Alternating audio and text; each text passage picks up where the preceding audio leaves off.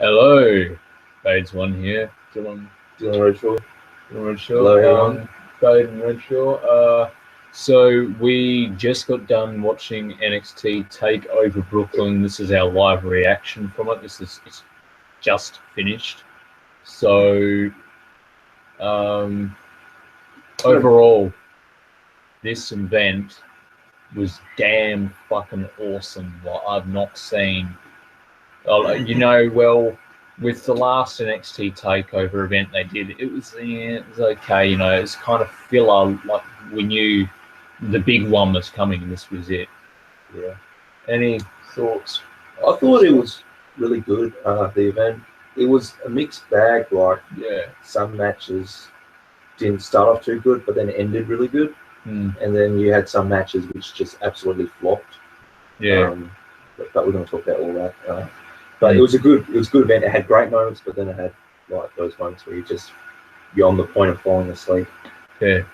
Well, there was to start off the show. I'll just break it down for you all real quick because I don't want to, keep it too long. But to start off the show, it was No Way Jose versus Austin Aries, and fucking hell, what a match. Like, from a guy that's only just got on to NXT and that has not as much experience with wrestling, No Way Jose is just freaking amazing. Like, that match was awesome. I don't want to be rude, but I have to say it. He looks like a crackhead. He does. Like, he just he looks like he's on the street begging for $5. I love that dude. He's awesome. He looks funny. But that match was so brutal. That is a way you start the event right there. They stole the show. He was literally bleeding from the mouth. No Way Jose was bleeding. That's how hard and that's how much effort they were putting into the match. They were busting themselves open just for your entertainment. They kind of laid down the formula, like how to do a good match. And then every match after that, they didn't start off like they did. They started off like a high pace and they kept it. Other matches didn't follow that. They did a lot of lockups and arm drags, and you start getting a bit bored. They didn't start off like that, Everyone else was starting off with lockups, arm drags, headlocks, boring holds that last for at least a good 10 minutes, maybe even 12 minutes max for some of these matches. Some of them were actually going through to like 15 minutes into the match, and then you'd see just little bits coming through of the match getting better. Yeah, that was the tag team match. That was the best match on the card, but it had a solid 10 minutes dedicated to headlocks, arm drags, lockups. We actually sat there and thought, no, nothing can save this match. It's dead. We were actually planning on doing a live review for that match because it sucked so bad. We wanted to rage on that shit. We were pissed off. We were and then just saying boring and laughing and making jokes. We stopped really paying attention, and then these guys just pulled these moves out of their asses. Like, I don't even know how the fuck they did it, but they got us really interested. And that was actually ended out being the best match in the whole freaking damn card. I don't understand it though. Why do wrestlers always start off with the predictable shit? Like, we've seen this shit from the 90s, and it's still going on now. And even the 80s, the 80s as well, like 70s. It goes way back. Because these moves, they don't do anything. It's just like filler or some shit, just to run up the time. Like these moves don't do any like damage. They don't lead to anything. It's just there to bore us. Yeah, that's what I think. Yeah, true. I agree with that.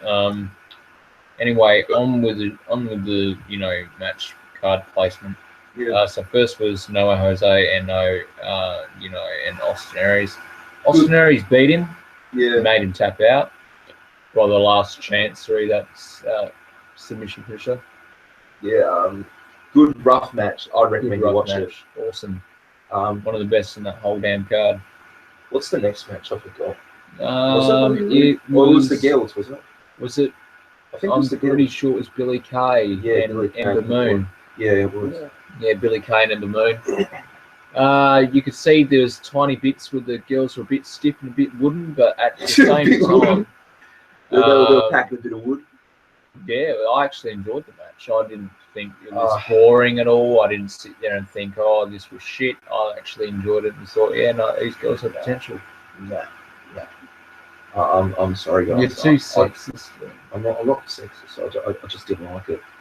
Yeah, I can understand. It was they didn't bring it. But one girl brought, the other one didn't, and she brought down the match for me. Yeah, that girl from Australia. I felt Billy Kay from Sydney or Melbourne or wherever the fuck she's from our country. She's representing Australia. There's a few moves that Ember Moon was trying to do, and Billy Kay was. Billy Kay was. She's not from Australia. Australia's don't fight like that, man. Australia's fighting for real. No. Billy Kay, what it fucking seemed to me was actually on purpose not helping Ember Moon follow through with certain moves, and actually basically if Ember Moon was trying to do something, this chick would just fucking sandbag her, you know how freaking there was a match where there was these two guys and they were doing these moves, and I think it was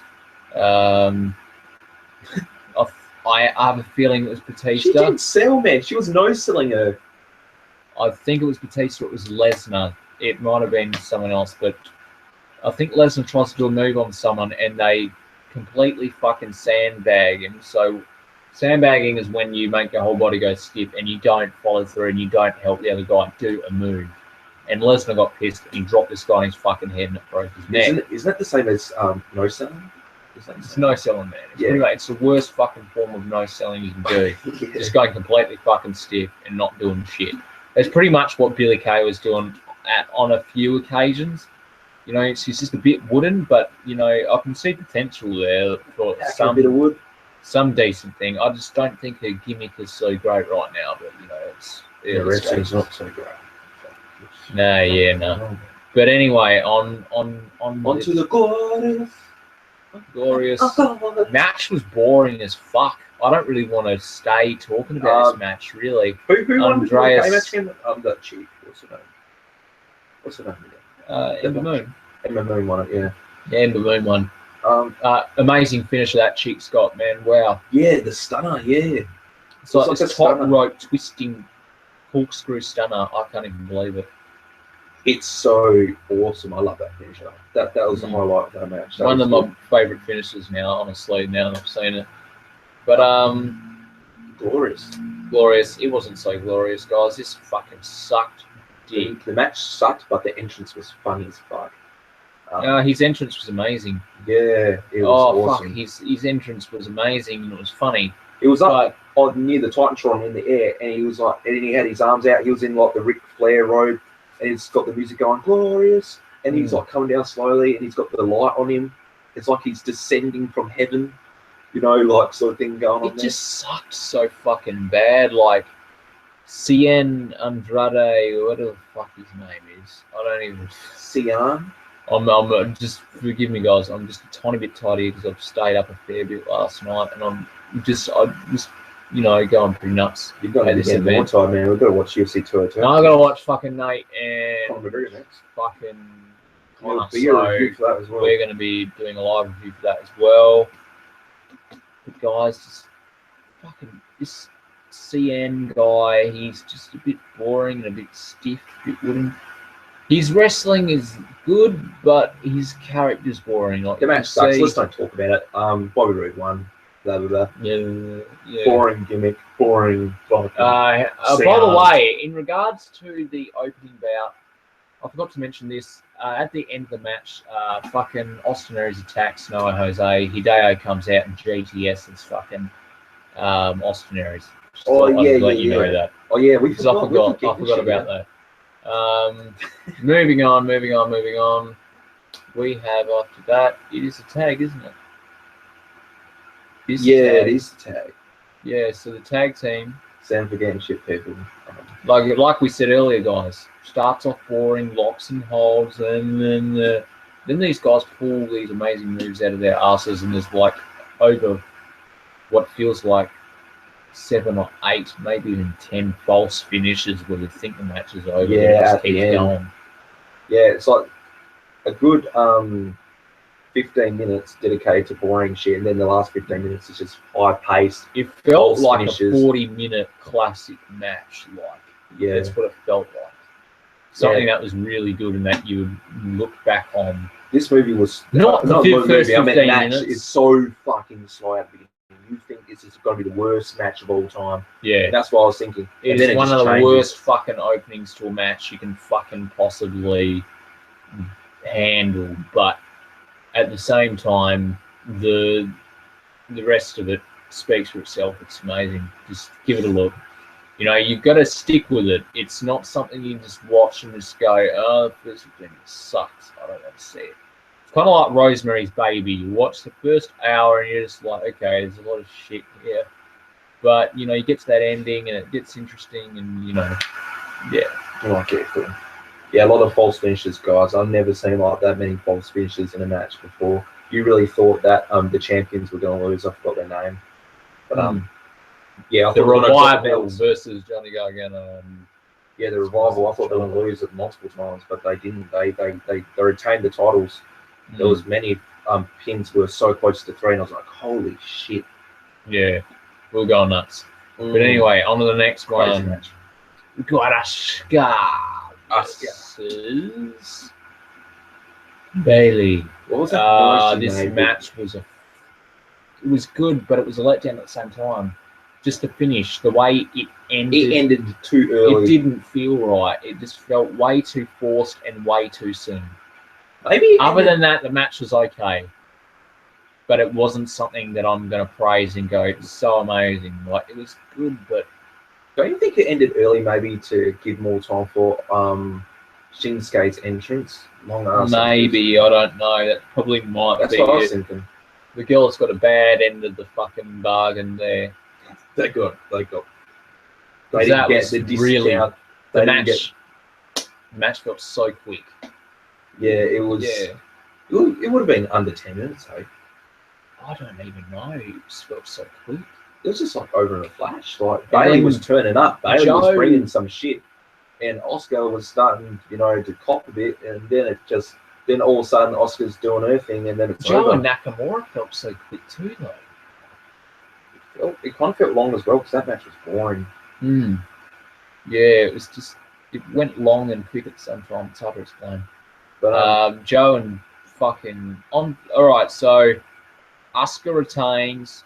Bailey had like this long emotional exit, and she's hugging Sasha and everyone. Becky and Charlotte, and I think she hugged like a Make-A-Wish girl or something as well. I don't know Make-A-Wish, but she was waiting. This young girl. I found a photo of her online with Brock Lesnar like a night ago, and I was like, "Oh, who's this chick?" And then I saw she's in the front row at Takeover Brooklyn. So, yeah, it's pretty cool to see her on TV as well, getting a hug her icon, her fucking idol. But, pretty much this long, farewell thing, because it pretty much feels like a farewell thing, and it looks like one anyway. So I'm pretty sure I can guarantee you we'll be seeing Bailey on the main roster very soon. She'd be good for SmackDown, I think, to be honest. Like, there's not any good, hardly. I don't want her to get buried on that main roster, man.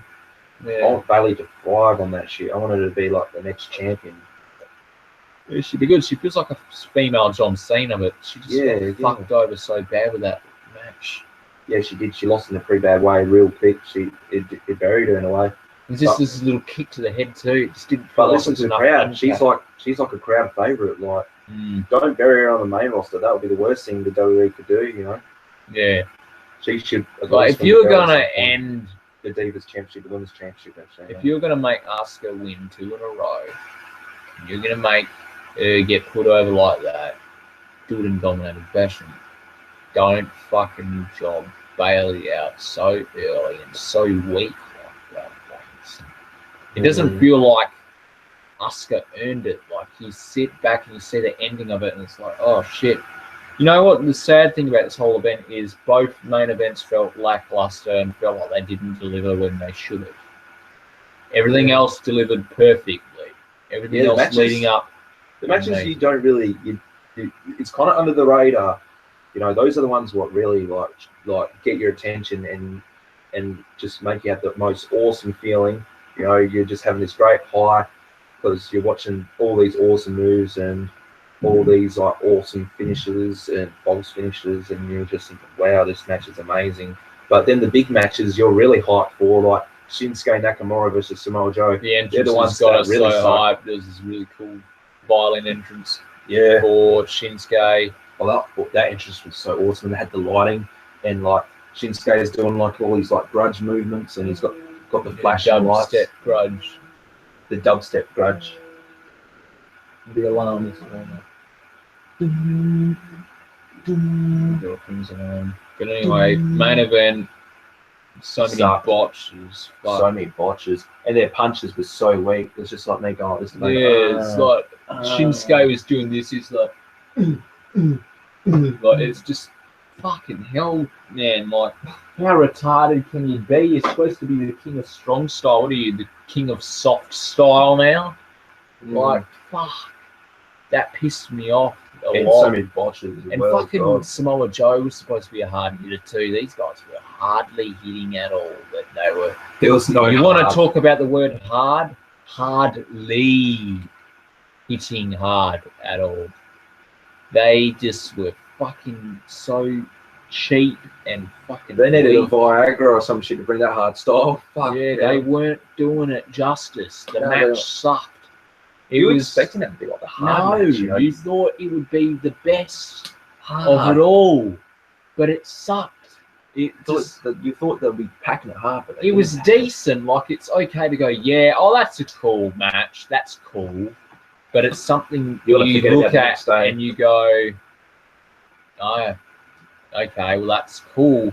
But you look at Johnny Gargano, Tommaso Ciampa, and the Revival, and you look at their match and you go, that was phenomenal, fantastic, amazing, brilliant, everything that you want out of a fucking main event. And then you look at fucking Samoa Joe and Shinsuke and you go, that's probably what the tag team match should have been. But it isn't, you know. So, yeah, anyway. The match was a big flop. Like, both co-main and main event was a letdown, but it's good to see Shinsuke with the belt because Shinsuke won after two finishes of the King Cesar. This is the whole match. He's getting dominated by Samoa Joe. Then at the end, he just does like two King Cesars, and that's it. That's all that like Shinsuke basically does. He does like fuck all. It's so bad, honestly. It is so bad. Samoa Joe got fucked so bad in that match. He got fucked. I hope SummerSlam's better than that.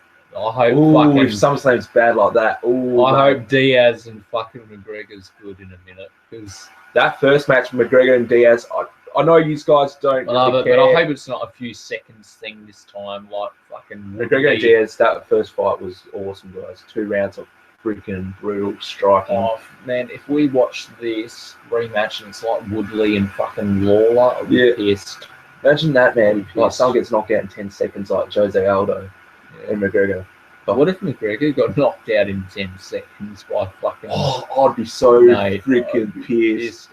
McGregor would be buried, man. McGregor's career would be done and dead. He'd be like Holly Holm. Holly Holm is nothing Holly now. Holm. She was like the thing, you know, after she beat Ronda Rousey and then she loses the belt the first time she defends it. She was winning that fight as well against Miesha Tate. She won all the rounds. Then in the last round, she freaking gets choked out. Yeah. Rear naked. Yeah, that belt's been flying around like hot potato, man, like hotcakes. But this is funny. This is meant to be about WWE. Now we're on a fucking ramble about UFC. UFC. But anyway, guys, it looks like it's shaping up to be a good day. We start off with Takeover Brooklyn. Fucking fantastic event. 2 co-mains were just let down a bit. But, I'd say UFC 200. Like, it's like UFC 200 because that event had some shit. Oh, man, 202. We're about to have 202. But, I thought you compared it to UFC 200. Yeah, it's kind of like UFC 200. It had good matches. Yeah, we can go back to UFC 200. Yeah, let's go back to 200. Yeah, let's go back a month. Let's do a mini review. That card had some shit fucking fights. That had some good, had some bad. Yeah, and that was like this event. I thought there was 3 matches good on this card, and then there was like 3 sucky. Yeah, $5 sucky. Yeah. That was what was the matches? It was Bobby Roode and Thing. It was the main event. And what's that? Oh, and that girls one against Australia. Yeah. Would Oscar Bailey go there as well? Because that match was so short. That was kind of like an average match. Like, that could go there. So it's like right, but it's kind of like decent quality. Like, it's a good match for like NXT tapings. Yeah, but not something you really want to put on pay-per-view. No, not at all. Same thing with the fucking Joe and Nakamura match. I just really want to see. I don't know what's going on now. I don't know what. You know what really was meant to be the main event of Brooklyn? It was Finn Balor versus Shinsuke. Yeah, that was supposed. That should have been it. It should have been it, guys. Because honestly, you don't put a match like that at Full Sail. You put it at Thing. Even if you have to make it a triple threat, make it Joe versus Balor versus Shinsuke. Like, that would have made things so much more crazy. That would have been a pretty good match, actually. Yeah, like just Joe, because Joe's kind of your big, fat, fucking... And then you got fucking Shinsuke, who supposed to be King of Strong style. But... Who was that dude on the main roster? And he had 2 matches. He had one at NXT Takeover and then one at WrestleMania. Wasn't that Kevin Owens or Sami Zayn? Sami Zayn. Sami Zayn, yeah. Finn Balor could have done something like that. Yeah. Like face Seth Rollins and then had a triple threat match. Yeah, true. But that would never happen. But that would have been pretty cool, though. That would have been a cool idea, I thought. Yeah. Anyway, guys, we probably better end it there because we've been going on for ages. But if you like this video, I don't know. It doesn't say that. But if you like this video, please go ahead and subscribe and just share and subscribe and just love us for who we are. Because we love you anyway. Because we'll bring that hard stuff. And we love NXT. We'll bring that back in hard. Anyway, guys, we got UFC 202 coming. Stick with us because we're live pretty much right now. So, a couple fights away. We're going to be reviewing Conor McGregor and Nate Diaz. Fist pumps. All right. I'll talk to you later. Wait. Who's it? No. Wait. No, wait. Subscribe.